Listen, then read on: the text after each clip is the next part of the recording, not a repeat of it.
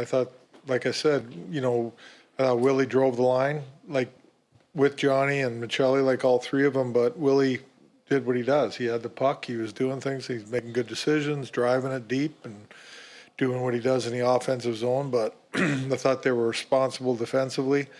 I was happy with the line. I thought they were very impactful tonight. Something big happened in Toronto. The Maple Leafs' new coach, Craig Berube, called out one of his star players right in front of the media. His words hit like a thunderclap. The message was clear, the tone was sharp, and it left fans stunned. This moment changed everything inside the Leafs locker room. It's seen now by Matthews. 2 seconds left out in front. Fanned on by Tavares. That's all.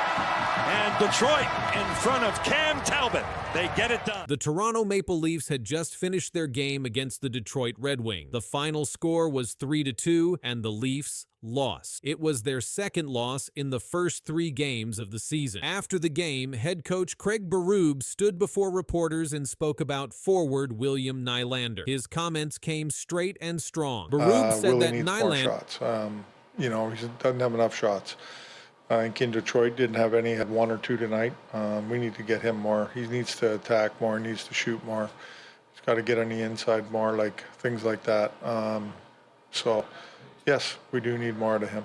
Barub said that Nylander was not shooting enough. He said Nylander needed to attack more and play harder near the net. These were not quiet comments. They were broadcast across hockey media within minutes. According to Sportsnet, Barub said, Willie needs more shots. He needs to attack more, needs to shoot more. He's got to get on the inside more. He went on to say, there's shifts and times where he is skating, but I just feel like it's not enough. We need more out of him. These words made it clear that the coach was not happy with Nylander's early performance this season. Barub also admitted that he was unsure what was causing the issue. He said, I don't know exactly what it is, to be honest with you, but I'll have a conversation with him and see where he's at and what's going on. The tone was firm, not angry, but serious. In the first 3 games of the new season, Nylander had only 3 shots on goal. That number stood out when compared to his last season's total of 253 shots. The difference was massive, and Barub noticed. The loss against Detroit was also part of a bigger problem. Toronto's power play has not scored yet this season. The team's top scorers have not been able to finish plays as expected. The early slump is adding pressure to both players and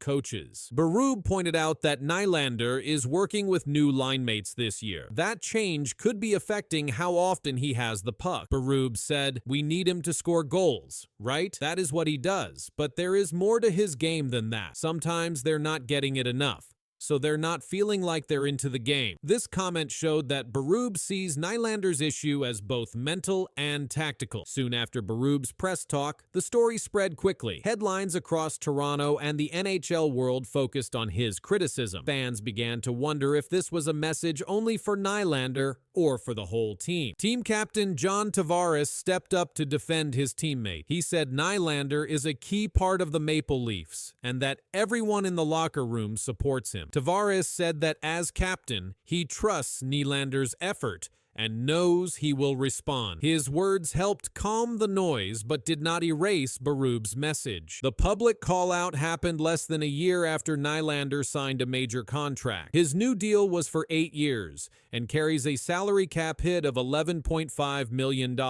It was one of the richest deals in team history. That kind of contract brings expectations, and Barub made it clear that those expectations are not being met yet. The Leafs front office is also watching closely. General manager Brad Treliving has built this roster around stars like Austin Matthews, Mitch Marner, and William Nylander. The team's goal is to push deeper into the playoffs. A slow start under a new coach raises questions early in the season. Barub's style has always been direct. He is known for speaking plainly and demanding physical play. His coaching history in St. Louis included a Stanley Cup win in 2019, and he built that success on effort and structure. His first few games in Toronto show that he is applying that same standard here. Nylander's reaction to the comments has not been made public. According to reports, Barub planned to meet with him him privately to discuss how to get his game back on track. No argument or dispute has been reported between the two. Analysts say this kind of coaching message is not unusual, but it is rare for it to be said so openly this early in a season. Some insiders believe Barub wanted to send a signal,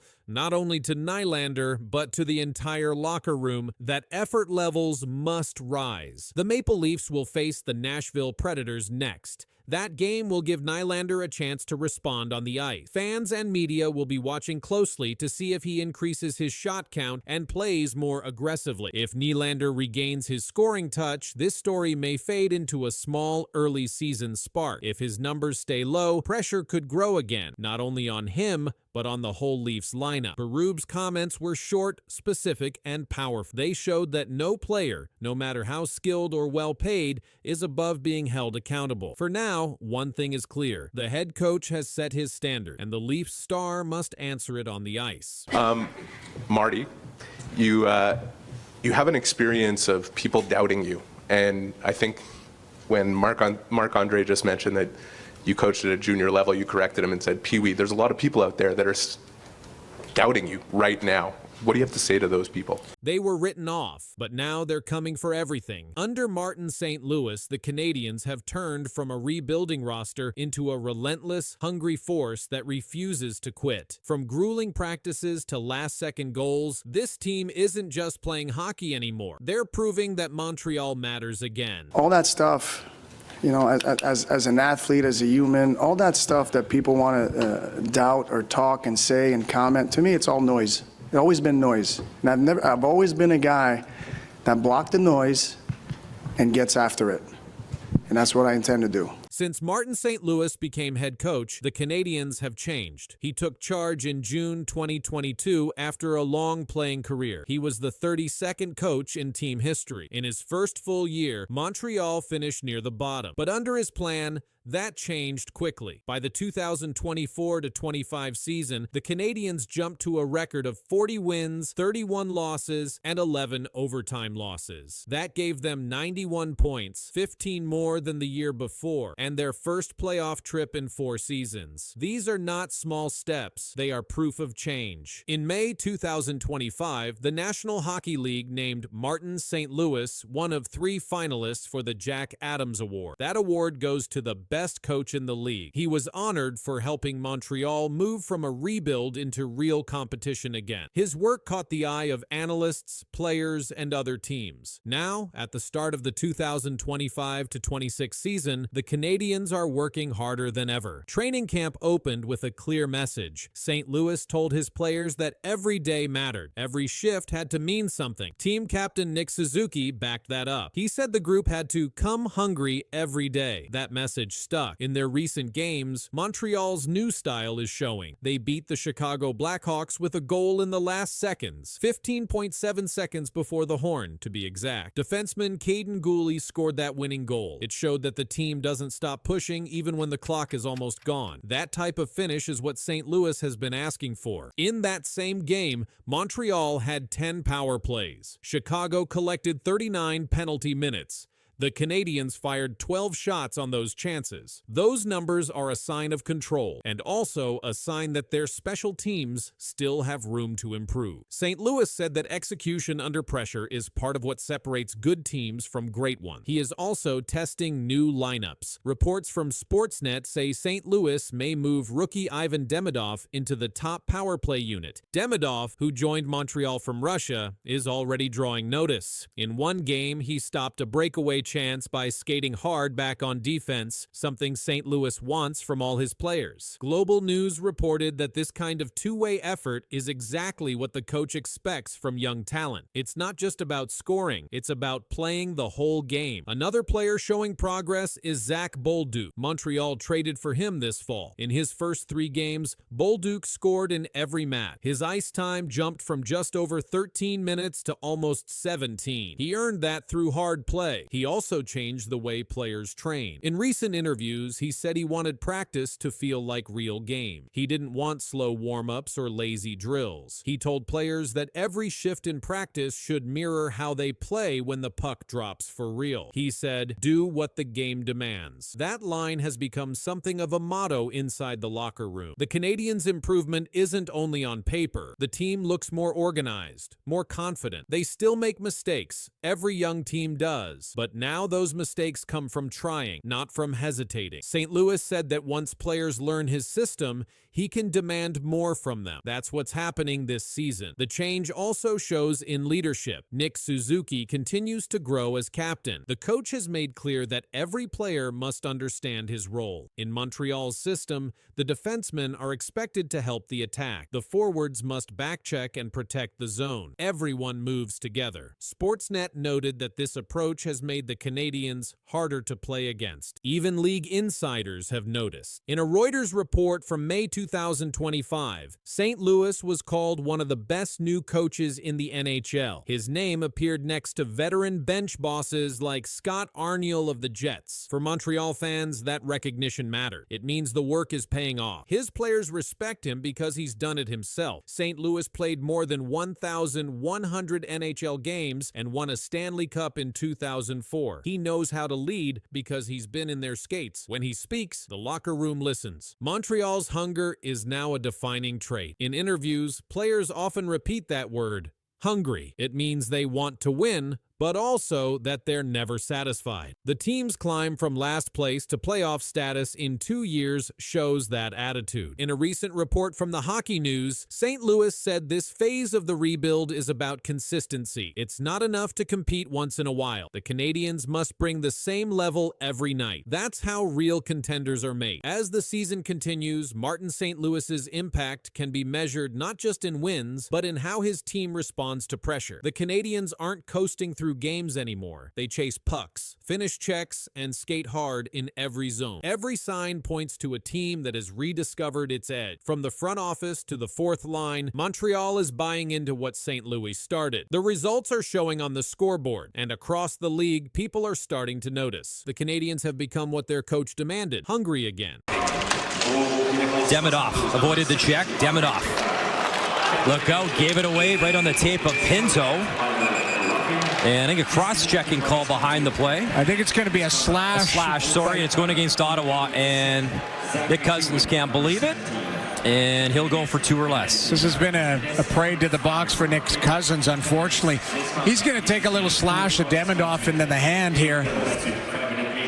So here's the turnover right here, the middle of the ice, and then there's a chop right on the wrist of Demidov. A rookie star's night ended in pain. Ivan Demidov, slashed down by Nick Cousins, left the ice holding his wrist. The hit didn't just stop the play, it started something bigger. Nick Cousins delivered a two-handed slash right across Demidov's wrist. The Canadiens rookie tried to skate off, but the pain forced him out. He was removed from the game. Before the hit, Demidov was having a strong night. He had already collected 2 assists in the game. He pushed the play against Ottawa's defense and kept creating scoring chances. His skating and passing showed why fans are so excited about him. But after the slash, his night ended early. Head coach Martin St. Louis was asked for an update right after the game. He said, "Not right now. He's still being evaluated, so not right now." That was the official word from the Canadiens bench. The team called the move by Cousins unnecessary. St. Louis added, "There's no need for that. It's an exhibition game. I don't think there's any need for that in the game." Nick Cousins delivered the chop late in the game. This was after a string of rough moments between the two teams. Reports suggest Cousins may have been retaliating after Arbor Shekaj of Montreal had been ejected earlier. Fans were quick to react. Online, they described the slash as cowardly. Analysts said the Department of Player Safety is likely to review the play. That means Cousins could face discipline before the regular season begins. Ivan Demidov's health became the biggest focus of the night. Reports later confirmed he avoided serious injury. Elliot Friedman shared on X,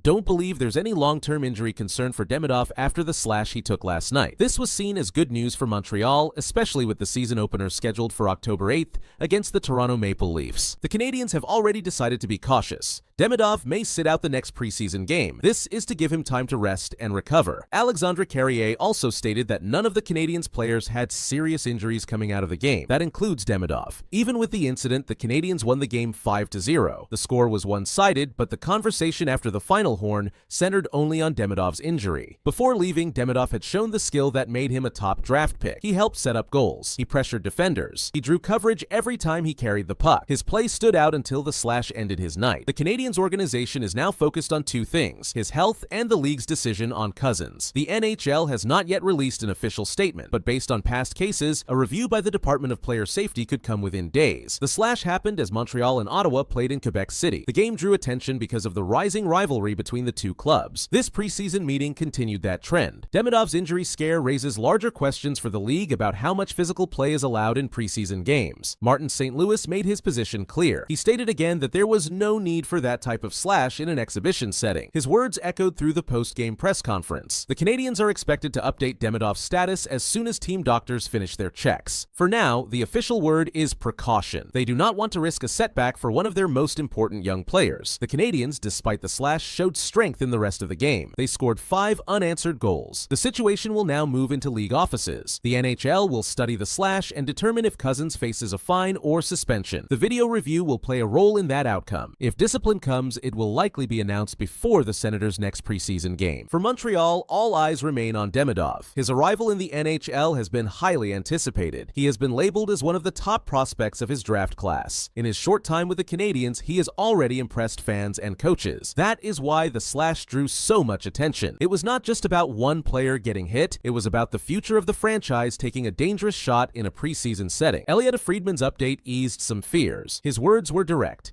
no long-term injury concern. That statement provided the most clarity yet. It pointed to Demidov returning soon, perhaps in time for the season opener. Still, the Canadiens are not rushing. They are expected to sit him at least one game to make sure he is fully ready. The rivalry between Montreal and Ottawa has often included physical clashes. This game continued that storyline. The final score was lopsided, but the real headline became the slash, the injury scare, and the possible fallout for Nick Cousins. As of today, Demidov is being monitored daily. Reports say he is not expected to miss extended time. The Canadiens are waiting for further medical reports. The slash is being reviewed by the league. Fans and media continue to follow closely. This was not just another preseason game. It was a night when a young star was slashed hard, left the ice in pain, and sparked a wave of reaction across hockey.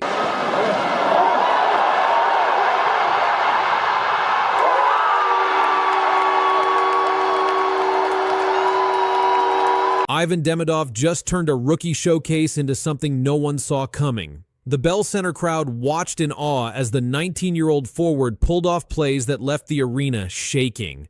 It wasn't only the goal, and it wasn't only the passes. What happened on that ice has people wondering how far this story will go. Yeah, for sure. It was funny. I'm not speaking about the ending result, but Yeah, I mean, yeah, for sure. Result, it's bad, but game was fun. How did you feel on the ice? Feels good. What did you like about your game? Yeah, sure. It's first game after the summer. Yeah. Ivan Demidov is the 19-year-old Russian forward and a rookie in the Canadiens organization. He was the 5th overall pick in the 2024 NHL draft. His name carried weight in Canada and in Russia before this game. That weight grew even heavier after this showcase with the Jets prospects at the Bell Center. The arena was nearly sold out. Fans waited months to see the Canadiens prospects play. When Demidov touched the puck, the crowd stood or leaned forward. Every time he moved, there was excitement. When he made a pass or took a shot, there were applause. In the game, Demidov set up line mates Florian Šekaj and Oliver Kapanen for goals. He then scored a goal of his own that many called highlight reel worthy. He made plays in every period. He was especially strong in the third period. Šekaj said, "The crowd's insane when Demidov has the puck." Laval Rocket head coach Pascal Vincent said, "He was responsible for the majority of them." Speaking of chances to score, he said that what Demidov does on the ice isn't luck. He's a guy who's worked on his game. Demidov's skill in the KHL also drew attention. This game was called a rookie showdown. It featured Canadiens prospects and Winnipeg Jets prospects. The stakes were lower than regular season, but the moment mattered for young players trying to show what they can do. Demidov used the moment well. In total, Demidov recorded a goal and an assist in this game. His assist came from setting up his teammates. His goal came after driving toward the net and finishing with control. He made plays that required speed, puck control, and vision. Every time he got the puck, the crowd responded. They chanted his name. The atmosphere grew louder with each shift. Those reactions came earlier when he played for SKA and when he signed with Montreal. But last night, those reactions were louder than before. Coach Pascal Vincent said for a coach, it is fun to have a player who can make the difference on every shift. Vincent added that Demidov is still young and will continue to improve. Earlier in his career, Demidov had notable moments. In the NHL, he scored his first goal in his first career game. He also had an assist in that same game. In his time with SKA St. Petersburg, he set records for under 20 players.